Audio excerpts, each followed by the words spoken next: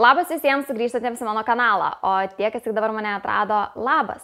Aš labai džiaugiuosi, kad mane radai. Mano kanale mes kalbame apie tikrus nusikaltimus, tad jeigu tau yra įdomios tokios temos, prenumeruok mano kanalą ir mes tiksime ir kituose mano vaizdo įrašuose. Taigi, šiandien tęsiam žudikų porų temą. Ir šį kartą šiandien kalbėsim apie Bonnie ir Clydą. Jie tapę tikra legenda.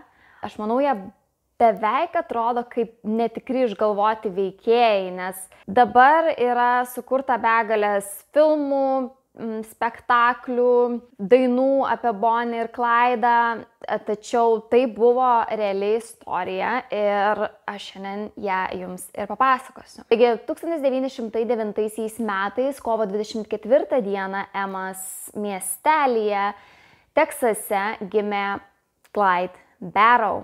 Jisai gimė labai nepasiturinčioje šeimoje ir po kiek laiko šeima persikėlė gyventi į Dallasą.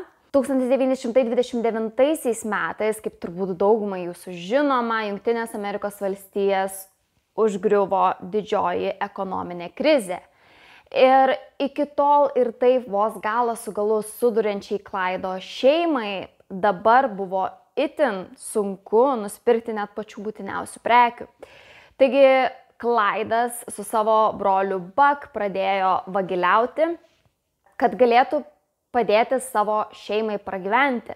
1930 metais Clydas sutiko savo gyvenimo meilę, Bonnie Parker.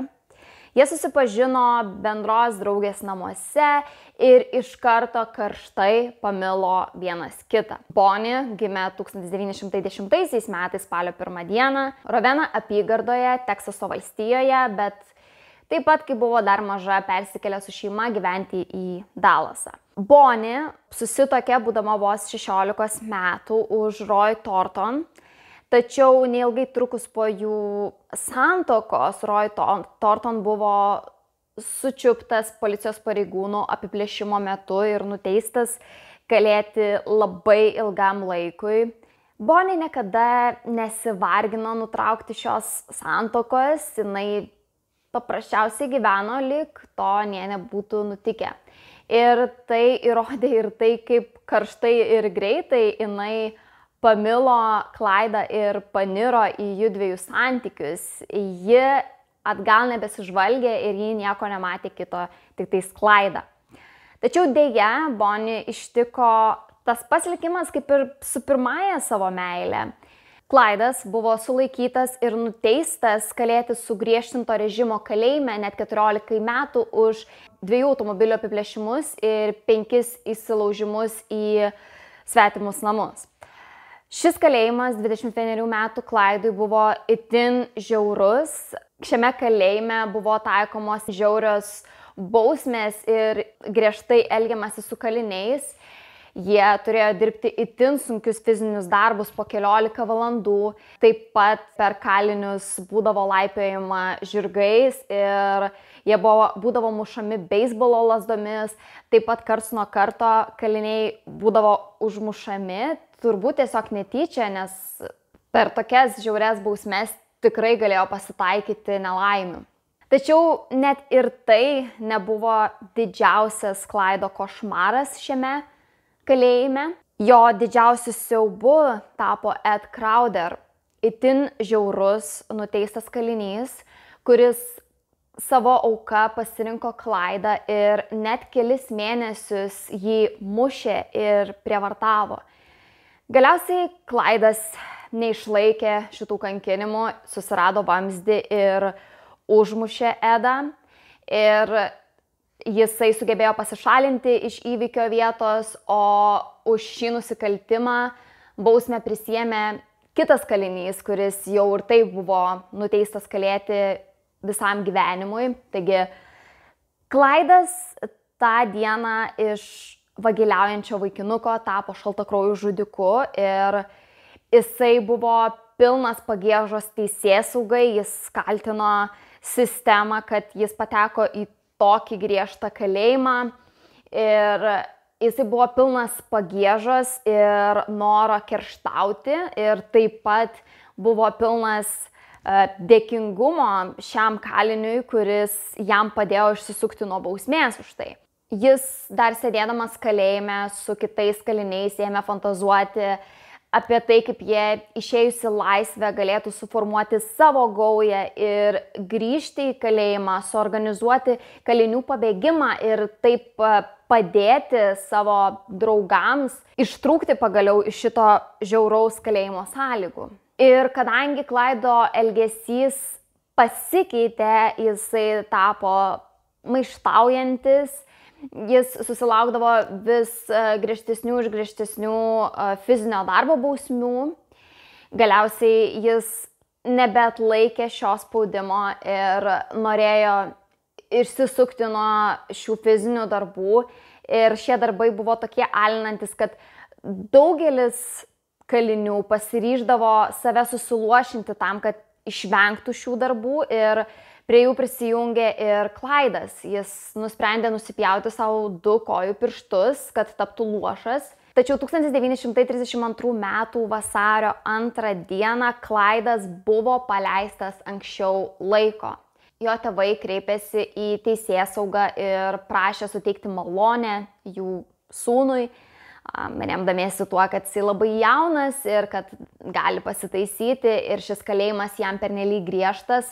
Taigi Klaido susiluošinimas buvo beprasmis, tad aš įsivaizduoju, kad jisai tik tais dar stipriau jautė tą pagiežos jausmą ir tą norą atkeršyti teisėsaugai už tai, ką jam padarė. Visą tą laiką, kol Klaidas kalėjo, Bonnie jo kantriai laukė, jinai jį lankydavo kiek tik tai galėdavo, jinai nuolat jam rašydavo laiškus, jinai lankydavosi Klaido šeimos namuose, netgi ten likdavo nakvoti.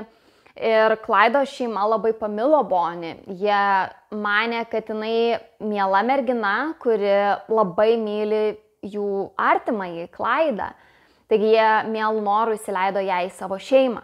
Ir kai Klaidas išėjo iš kalėjimo, Bonnie sutiko su jo noru ir svajonę suformuoti gaują su buvusiais kaliniais. Šie buvę kaliniai, o dabar ir Klaido draugai buvo Ralph Fultz ir Raymond Hampton. Neilgai trukus po kelių šios grupelės nusikaltimų Fultz ir Hampton buvo sučiupti, bet greitai jų vietą pakeitė kitas nusikaltėlis William Deacon Jones. Ir taip gimė ši gauja, kuri pasivadino Barrow gauja. Kadangi ši gauja vagiliavo iš turtingųjų ir tuomet padėdavo savo šeimoms, kurios buvo nepasiturinčios ir buvo sunkioje padėtyje, visuomenė juos labiau laikė išgelbėtojais, kurie stengiasi dėl nepasiturinčiųjų ir stengiasi padėti savo šeimai. Tad visuomenė labiau žavėjosi Bonnie ir Clydu, nei kad juos teisė dėl jų nusikaltimų. Tačiau po kiek laiko Barrow gauja pagarsėjo dėl to, kad įvykdė šerifo pavaduotojo Malcolm Davis žmogžudystę. Ta dieną Barrow gauja norėjo apiplėšti Lily Hamilton namus, tad sustojo ir pasibeldė į jos namus, tačiau jos labai nustebino, kai iš Lily namų išėjo šerifo pavaduotojas Malcolm Davis ir jisai buvo su ginklu ir iš karto grupeliai grasino šiuo ginklu šauti. Taigi nieko nelaukęs, kaip visi įvykiai vystysis toliau, Clydas pradėjo šaudyti į Malcolmą, tačiau tada jo ginklas užstrigo. Taigi William Deacon Jones pradėjo šaudyti į Malcolmą, tada Bonnie išsigando, kad šių įvykių eigoje Clydas bus pašautas, taigi prašė Williamo nustoti šaudyti į Malcolmą, tačiau tuo metu Clydas susitvarkė savo šautuvą ir galiausiai nušovė Malcolm Davis. Ir po šio įvykio Clydui viskas pasikeitė. Dabar nebebuvo kelio atgal, kadangi tuo metu už pareigūno nužudymą iš karto be klausimų žmogus yra nuteisiamas kalėti iki gyvos galvos. O Clydas nieku gyvu nenorėjo daugiau grįžti į kalėjimą po savo patirties, kai pirmą kartą kalėjo kalėjime, taigi jisai savo davė pažadą, kad gyvas į kalėjimą negrįš. 1929 metais Clydo brolis Buck buvo sulaikytas už vagiliavimus ir nuteistas 4 metams kalėjimo, tačiau vos po metų kalėjimo jisai pabėgo ir tada sutiko savo gyvenimo meilę Blanche Cadwell. Nors jis ir buvo prieš tai net 2 kartus vedęs, Blanche buvo ypatinga. Daugelis liudininkų aplinkinių, kurie buvo bendravę su pora, teigia, kad jų ryšys ir meilė buvo ypatingi. Daugelis prilygino jų meilę Bonnie ir Clydo meiliai. Tai visi galvojo, kad jie taip pat vienas dėl kito padarytų bet ką. Blanche buvo labai graži moteris ir jinai pati tai žinojo, kadangi labai mėgo fotoaparato objektyvą. Jinai fotografuodavo ir kitus, bet jeigu tu nematydavo jos fotografuojant kitus, jinai pozuodavo kameroms. Neilgai trukus vedini intensyvių jausmų Blanche ir Buck susituokė. Maždaug po 2 metų Buck tėvai ir net Buck žmona Blanche jį ėmė raginti, kad jis pasiduotų policijai, kad jis paprasčiausiai nustotų slapstytis nuo jų, atliktų savo bausmę ir galėtų tęsti gyvenimą ramiai. Jis taip ir padarė ir jau 1933 metais jį paleido anksčiau laiko už gerą elgesį ir dėl sušlubavusios sveikatos. Tada Buck pažadėjo pareigūnams, kad susiras savo brolį Clydą ir įtikins jį pasiduoti, tačiau vietoj to jisai prisijungė prie Barrow gaujos ir jo žmona Blanche taip pat prisijungė prie jų. Taigi, sekantį mėnesį po Buck paleidimo, Buck ir Blanche surengė susitikimą su Bonnie Clydu ir William D. Jones aptarti savo tolimesnių veiksmų. Tačiau policijos pareigūnai gavo nusiskundimų apie įtartiną veiklą vykstančią bute, kuriame apsistojo ši grupelė. Policijos pareigūnai tada net neįtarė, kur važiuoja. Jie manė, kad tai bus paprasta apieška ir galvojo, kad blogiausio atveju tai galbūt bus grupelė vagių, su kuriais lengvai susitvarkys. Tačiau, kai jie atvyko į vietą, Barrow gauja kaip tik grįžo atgal į butą ir vienas pareigūnas norėjo sustabdyti Clydą einantį iš automobilio, bet Clydas iš karto išsitraukė ginklą ir jį nušovė. Pareigūnas net neturėjo progos apsiginti ir krito negyvas. Ir tuomet William Deacon Jones ir Bonnie ėmė šaudyti į kitą pareigūną iš 2 aukšto. Kitas pareigūnas pamatė, kaip jį šaudo ir tai buvo pirmasis paliudijimas, kad ir Bonnie prisideda prie šių šaudimų. Iki tol buvo manyta, kad tik tais vyrai tai daro ir Bonnie yra tiesiog kartu su jais. Taigi šių susišaudimų metu buvo nušauti 2 pareigūnai ir grupelė gavosi progą, iššoko į savo Ford automobilį ir paspruko. Tai, kad Bonnie ir Clydas buvo įsivėlę į pareigūnų žmogžudystės, nebuvo naujiena, kadangi tai jau buvo pasikartojantis įvykis. Tačiau kuo išskirtinis buvo šis įvykis, tai kad po šio įvykio buvo rasta keletas Bonnie ir Clydo asmeninių daiktų. Ir tarp jų buvo rasta ir Blanche fotojuostelė. Ir jinai buvo išryškinta ir paviešinta visuomeniai. Ir tada visuomenė pirmą kartą pamatė Bonnie ir Clydo veidus.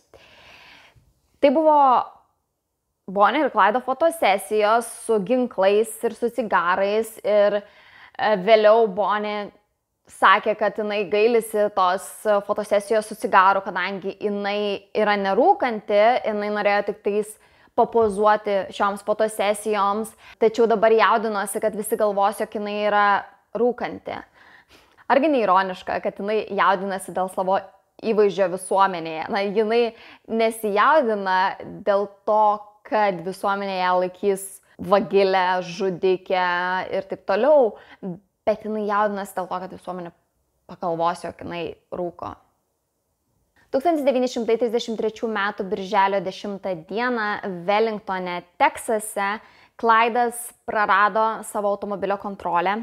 Automobilis nuvažiavo nuo kelio, apsivertė ir net užsidegė.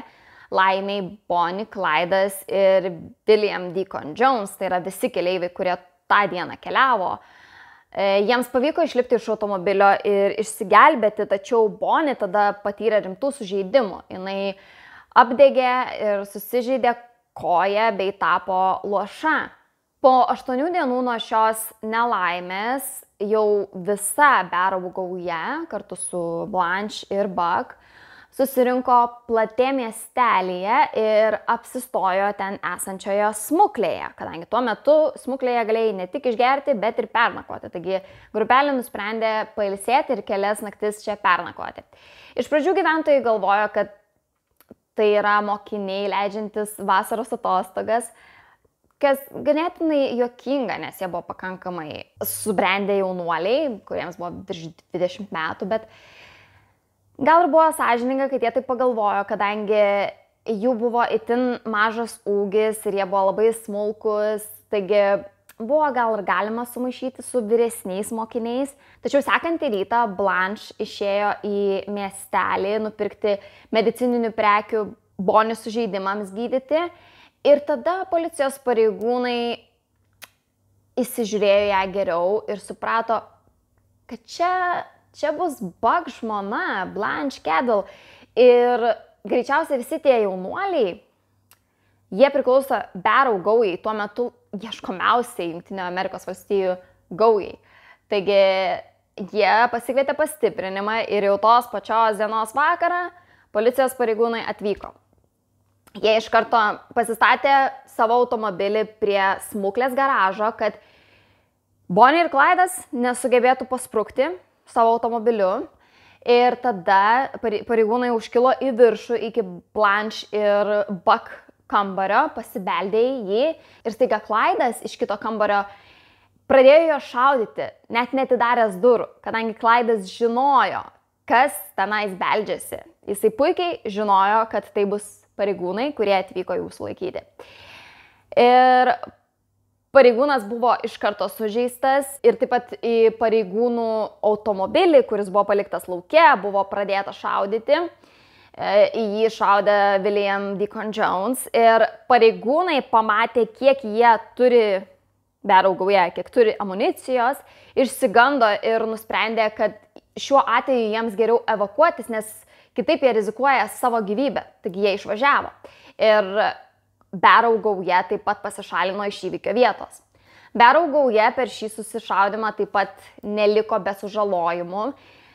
Clydo brolis Buck buvo pašautas į kaktą, o jo žmona Blanche buvo susižeidusi kairę akį nuo stiklo šukių, kurios įlėkė į jos akį, kai buvo pašautas stiklas.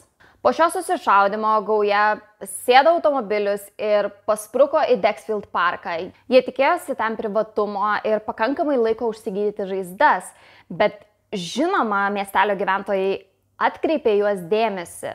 Jų automobilis buvo labai apšaudytas, o automobilio keleiviai buvo itin sužeisti ir labai kraujuojantis. Taigi tai tikrai atkreipė dėmesį.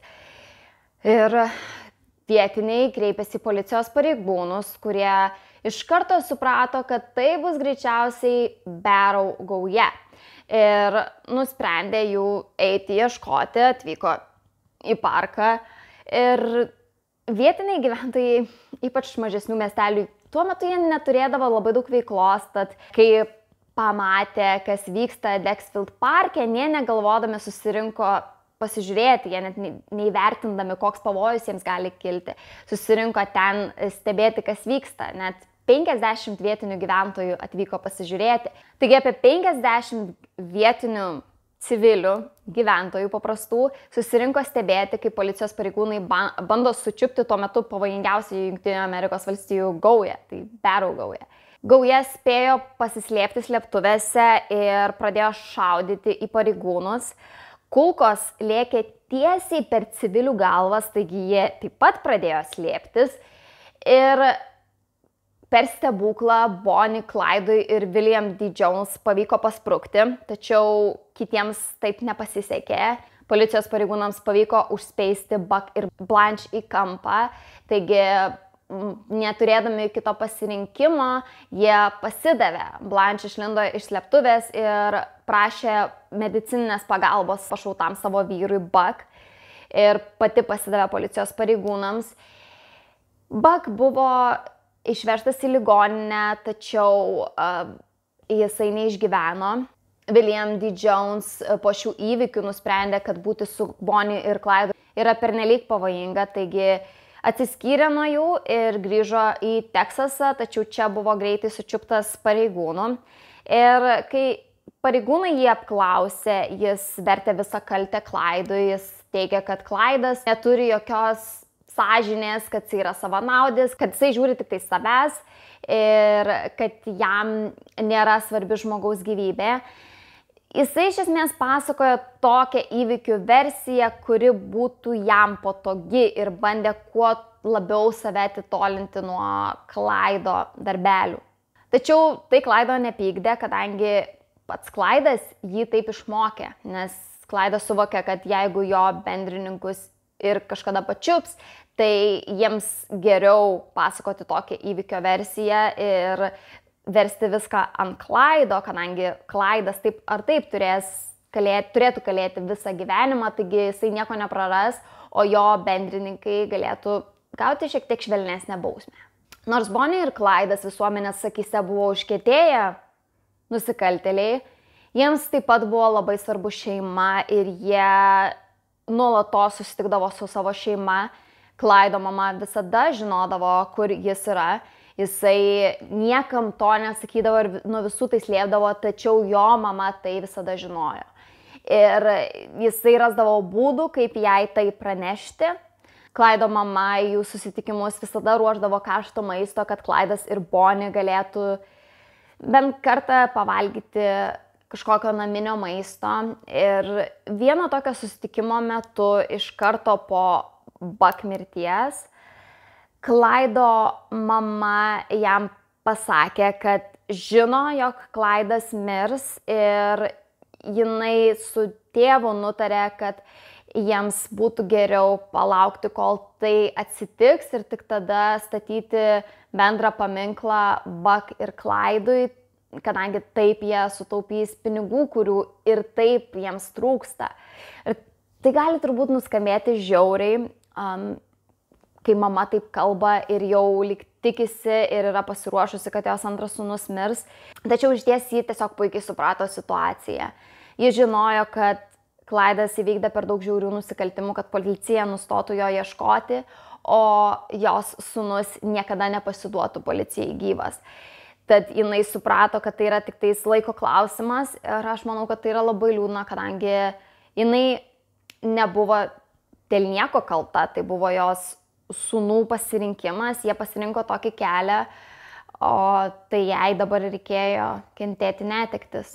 Jos nuojauta tik tai pasitvirtino, kai vieno šeimos susitikimo metu policija kažkokiu būdu sužinojo apie tą vietą ir iki šiol nėra žinoma, kas tada juos išdavė, bet tą dieną šeima susitiko toje pačioje vietoje antrą dieną iš eilės, kas buvo neįprasta, nes Clyde'as dažniausiai imdavosi papildomo atsargumo priemonių ir stengdavosi susitikti su šeima skirtingose vietose. Bet šį kartą dėl kažkokių priežasčių jie susitiko ten pat antrą kartą ir kai Clyde'as juos ten pakvietė, šeima neprieštaravo, kadangi jie norėjo pamatyti Clyde'ą ir atvyko į sutartą vietą. Kai atvyko į sutartą vietą, jie prisiparkavo savo automobilį, tikėdamėsi, kad Clyde'as su Bonnie atvažiuos ir prisiparkuo šalia jų automobilio, kaip visada. Tačiau kai Clyde'as atvažiavo iki tos vietos, jį persmelkė kažkokia bloga nuojauta. Jisai nusprendė net nestabdyti automobilio ir tiesiog važiuoti toliau. Ir kai jis tik tai padarė, keli policijos pareigūnai išlindo iš duobių, pasirodo, jie buvo slėptuvėse ir apšaudė Clyde'o automobilį. Jie pataikė netgi į Clyde'o kojas ir į Bonnie kojas, tačiau ir vėl jiems pavyko pasprukti. Po šių nesėkmingų šaudynių Dallaso šerifas nusprendė, kad gana šito vaikymosi ir reikia paskirti kažkokius konkrečius pareigūnus, kurie dirbs tik tai su šita byla 24 valandas per parą ir jis šiam darbui paskyrė Ted Hinton ir Bob Alcorn. Tai buvo patyrę policijos pareigūnai, kurie taip pat pasižymėjo tuo, kad galėjo puikiai pažinti Clydą ir Bonnie iš minios. Ir jie mielai ėmėsi šios užduoties.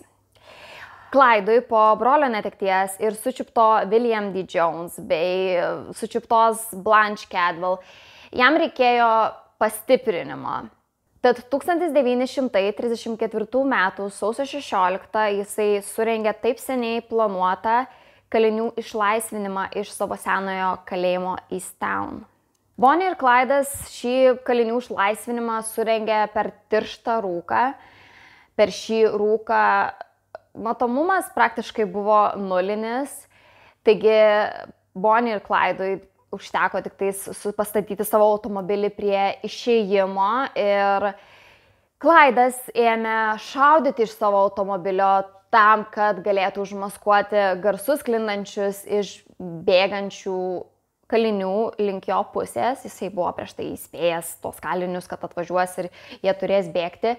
Taigi viskas buvo suplanuota iš anksto. Taigi kaliniai bėgo link jų mašinos ir Bonnie taip pat pasinaudojusi jų automobilio garso signalu, jiems pranešė, kurioj vietoje jie yra, taigi jie bėgo į jų pusę. Ir per šį kalinių išlaisvinimą jiems pavyko išlaisvinti 5 kalinius ir dėja vienas apsauginis žuvo. Tarp pabėgusių kalinių buvo Raymond Hamilton ir Henry Meffin, kurie prisijungė prie Barrow gaujos. Šis įsilaužimas į kalėjimą sulaukė daug teisėsaugos dėmesio, tad Teksaso valstija taip pat nusprendė paskirti 2 pareigūnus, konkrečiai tam, kad jie pagautų Bonnie ir Clydą. Šie pareigūnai buvo Frank Hammer ir Manny Gold. Tačiau šis įsilaužimas pritraukė ne tik teisėsaugos dėmesio, bet ir visuomenės dėmesio, kadangi po šio įsilaužimo paaiškėjo to kalėjimo Easttown sąlygos, žiaurios sąlygos, kuriomis gyveno kaliniai.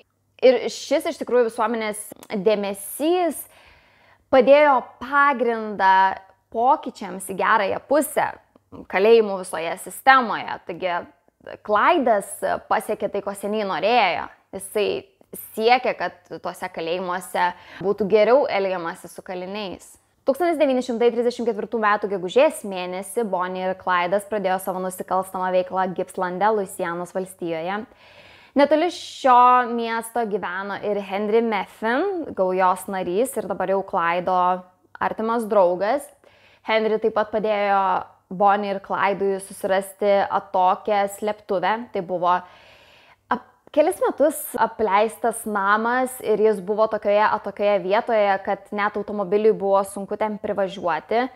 Taigi Bonnie ir Clydas jautėsi ten saugus ir kurį laiką ten prabuvę jie šiek tiek atsipalaidavo ir ėmė net lankytis miestelėje, važiavo į kavinę, į parduotuvę, bendravo su vietiniais vaikais. Taigi panašu, kad jie buvo pradėję jaustis saugiau ir ramiau toje vietoje. Tačiau tai buvo jų klaida, kadangi jiems nežinant, jų partneris, jų gaujos narys ir draugas Henry Meffin planavo jų išdavystę. Henry tėvas Ivan kreipėsi į vietinį šerifą su pasiūlymu sudaryti sandorį. Ir sandorio sąlygos buvo paprastos. Henry buvo ieškomas už 2 žmogžudystės įvykdytas Teksaso valstijoje. Taigi Henry turėtų būti išteisintas nuo visų nusikaltimų, dėl kurių jis yra ieškomas, mainais už tai, kad jis, Henry, pasakys pareigūnams, kur yra Bonnie ir Clydas ir padės juos sučiupti, nesvarbu, gyvus ar mirusius. Vietinis šerifas susisiekė su Teksasu ir tenais buvusio atsakingu pareigūnų Frank Hammer, kadangi jisai galėtų pasiūlyti jam tokį sandorį, nes jisai buvo iš Teksaso valstijos ir buvo atsakingas už Teksaso valstijoje vykdomus nusikaltimus. Ir Frank Hammer sutiko su šiuo sandoriu, kadangi Vis dėlto tuo metu svarbiausia pareigūnų užduotis ir didžiausias fokusas buvo sugauti Bonnie ir Clydą. Po šio susitarimo buvo suburti keli pareigūnai dirbę su Bonnie ir Clydo byla. Dalyvavo Teksaso pareigūnai Frank Hammer ir Manny Gold, kurie buvo ginklų ekspertai ir taip pat jie galėjo užtikrinti Henry Meffin išteisinimą. Kiti pareigūnai buvo iš Dallaso, tai buvo Ted Hinton ir Bob Alcorn. Šie pareigūnai, kaip jau minėjau, turėjo daug patirties ir taip pat jie gebėjo puikiai atpažinti ir atskirti Bonnie ir Clydą. Ir žinoma, šioje pagavimo operacijoje turėjo dalyvauti Luizianos valstijos pareigūnai, kadangi ši sugavimo operacija vyko Luizianos valstijoje, tai turėjo būti atsakingų asmenų. Ir šie pareigūnai buvo Henderson, Jordan ir Prentice Oakley. Tai buvo vienas stipriausių pajėgų sutelktų vien tik tais tam, kad sugautų du žmonės, Bonnie ir Clydą. 1934 m. gegužės 23 ankstų rytą pareigūnai susirinko į vietą, pro kurią, pasak Henrio Meffin, turėjo važiuoti Bonnie ir Clydas tą rytą. Ir atvyko taip pat ir Henry Meffin tėvas Ivanas, kuris pasistatė savo automobilį ant kelio. Ir planas buvo toks, kad Ivanas apsimes, kad jo automobilio padanga subliuško ir jam reikia pagalbos. Taigi buvo tikėtasi, kad Clydas, pamatęs tokią situaciją, pristabdys automobilį ir tada policija turės progą juos arba nušauti, arba sugauti. Ir nėra žinoma, ar buvo šiame plane vietos palikti Clydą gyvą, bet yra žinoma tai, kad pareigūnai labai nenorėjo žudyti moters ir jie vylėsi, kad jiems kažkokiu būdu pavyks išvengti Bonnie žmogžudystės. Ta rytą, kaip ir žadėta Henrio, Bonnie ir Clydas pagaliau atvyko ir kaip ir planuota, jis pristabdė, pamatęs Ivano automobilį. Jis, žinoma, atpažino šį automobilį, kadangi Clydas pats buvo nupirkęs jam šį automobilį, kas šią išdavystę galbūt padaro dar liūdnesnę, bet kiekvienas buvo tada už save. Ir kai jisai pristabdė Clydas, jis pastebėjo, kad kažkas yra ne taip ir tada dar bandė griebti savo ginklą, tačiau jau buvo per vėlu.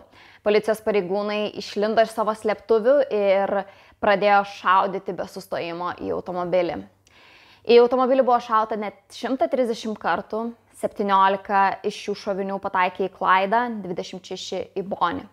Po susišaudimo net 6000 žmonių susirinko pasižiūrėti į tempiamą Bonnie ir Clydo automobilį, kuriame vis dar buvo Bonnie ir Clydo kūnai, tik tais jie buvo uždengti pledu. 6 pareigūnai, kuriems pagaliau pavyko sučiupti Bonnie ir Clydą ir juos nužudyti, buvo tikros žvaigždės tą dieną.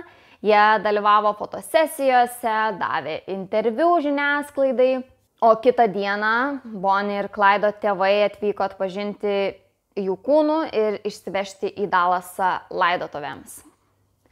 Bonnie mama nepaisė poros noro būti palaidotiems kartu. Bonnie mama teigia, kad Clydas turėjo jos dukrą pastaruosius 2 metus ir tai nieko gero neatnešė jos dukrai, taigi jis nenusipelnė jos turėti amžinybei. Taigi jie buvo palaidoti per 14 kilometrų vienas nuo kito Dallase ir Clydo šeima išreiškė užuojautą Bonnie šeimai ir pagarbą Bonnie, tačiau Bonnie šeima neatsakė jiems tuo pačiu. Taigi, kaip suprantat, Bonnie šeima greičiausiai kaltino Clydą dėl viso to, kas įvyko su jų dukra.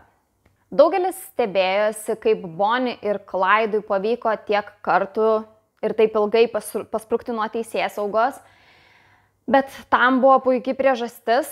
Bonnie ir Clydas turėjo įspūdingą ginklų kolekciją. Jie su savimi automobilyje visada turėjo 20 šautuvų ir 50 automatinių ginklų, taip pat nuo 10 iki 15 tūkstančių šovinių. Ir taip pat jie turėjo greičiausią tuo metu automobilį rinkoje Ford V8. Taigi pareigūnai tuo metu turėdavo geriausio atveju paprastą rankinį ginklą ir tikrai neturėjo paties naujausio automobilio. Tad normalu, kad pareigūnai niekada net neturėjo šansų įveikti Bonnie ir Clydo kovoje. Kalbant apie kitų žmonių likimus įsitraukusius į šią istoriją, tai 1937 metais pirmasis Bonnie vyras Roy Thornton žuvo bandydamas pabėgti iš kalėjimo, o Buck žmona Blanche tapo akla savo kairę akimi po susižaudymo Platė miestelyje.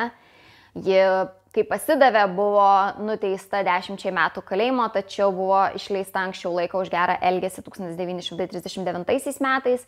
Kai buvo paleista, jinai susituokė antrą kartą ir įkūrė savo grožio saloną. Tačiau, kai jos antras vyras mirė, ji grįžo į Dallasą ir atkūrė ryšius su savo senais pažįstamais ir draugais iš nusikalstamo savo gyvenimo. William D. Jones buvo nuteistas 17 metų kalėjimo už savo prisidėjimą prie šerifo pavaduotojo Malcolm Davis nužudymo ir prisidėjimo prie kitų Bonnie ir Clydo darbelių. Kai jisai buvo paleistas iš kalėjimo, jisai susituokė ir keletą metų gyveno normalų gyvenimą, tačiau kai jo žmona mirė, jisai grįžo vėl prie nusikalstamos veiklos ir 1974 metais jisai žuvo per nesėkmingą narkotikų sandorį. Henry Meffin buvo išteisintas už tas 2 žmogžudystės Teksase, už tai, kad padėjo sugauti Bonnie ir Clydą. Tačiau, kai jisai buvo paleistas, jisai nužudė Oklahomos policijos pareigūną, taigi vėl grįžo į kalėjimą ir tenais buvo nuteistas mirties bausme, tačiau tad, kai visi sužinojo, kad jisai buvo prisidėjęs prie Bonnie ir Clydo sugavimo, jis gavo bausmės palengvinimą vėl, taigi tada jisai gavo kalėjimą iki gyvos galvos, tačiau turbūt dėl prasidėjusio Antrojo pasaulinio karo ir trūkusios vietos kalėjime ar dėl kažkokių kitų priežasčių jam pasisekė ir jį vėl paleido. Tačiau 1947 metais jisai pateko po traukiniu ir buvo užmuštas. Taigi tiek iš manęs šiandien. Man asmeniškai tai labai įdomi istorija, kadangi tikrai Bonnie ir Clydas tapo per metus labai populiarūs, lyg būtų Romeo ir Julieta ar kažkas tai tokio. Ir man buvo pačiai labai įdomu sužinoti jų istoriją ir kaip viskas vystėsi ir kodėl viskas vystėsi. Ir žinoma, nepaneigsi, kad jie buvo nusikaltėliai ir užsitarnavo tai, ką jie gavo gale, bet iš kitos pusės, kai sužinojau visą istoriją ir sužinojau, ką teko Clydui patirti ir kodėl, dėl kokių priežasčių jisai pradėjo tą nusikalstamą veiklą ir kad viskas prasidėjo ganėtinai nekaltai, norint padėti savo šeimai ir tada jis pateko į tą kalėjimą, kur buvo kankinamas, prievartaujamas. Šiek tiek, aš nesakau, kad aš jį pateisinu, bet aš sakau, kad gal šiek tiek suprantu, kodėl taip įvyko, bet iš kitos pusės tai tuo metu buvo daug žmonių, kurie gyveno skurde, tačiau nepaniro į nusikalstamą veiklą ir nežudė žmonių. Taigi, tokios mano mintys. Man bus įdomu išgirsti, ką jūs galvojate ir ačiū, kad žiūrėjote. Susitikime ir kitose mano vaizdo įrašuose. Iki.